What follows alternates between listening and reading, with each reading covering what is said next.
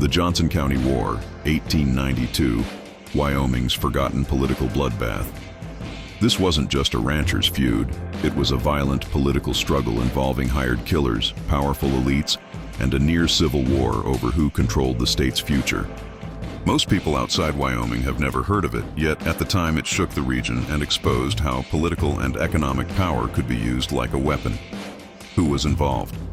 A group of Wyoming's wealthiest cattle barons, members of the Wyoming Stock Growers Association, believed they owned the range and accused small ranchers of rustling, stealing cattle, often with little evidence. These cattle elites controlled much of the political and economic power in the state and had deep connections to law enforcement and government officials. What happened? In April 1892, these powerful cattlemen boarded a secret private train from Cheyenne, armed to the teeth. Their mission? To lynch or kill as many as 70 small ranchers, local officials, and a newspaper editor they believed were rustlers.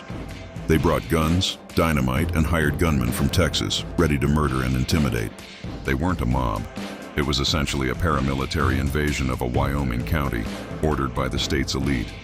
Violence erupts and backlash begins. The invaders made their way to Johnson County and attempted to capture or kill their targets. At one ranch, cowboy Nate Champion fought back fiercely, writing in his diary during the siege before being killed. Instead of neutralizing rustlers, the situation backfired. Local homesteaders formed a massive posse that surrounded the invading force. The army intervenes. With the invaders besieged, the U.S. Army was called to break the standoff, not to arrest the cattlemen, but to protect them. Once freed, the cattlemen and their hired guns were never truly prosecuted. Charges were dropped or obstructed through political influence. Aftermath: power without consequences. Rather than facing justice, the wealthy ranchers walked free thanks to their power, connections, and influence over local government. The event revealed how deeply political influence and economic power were intertwined in Wyoming's early politics. It wasn't just a range war.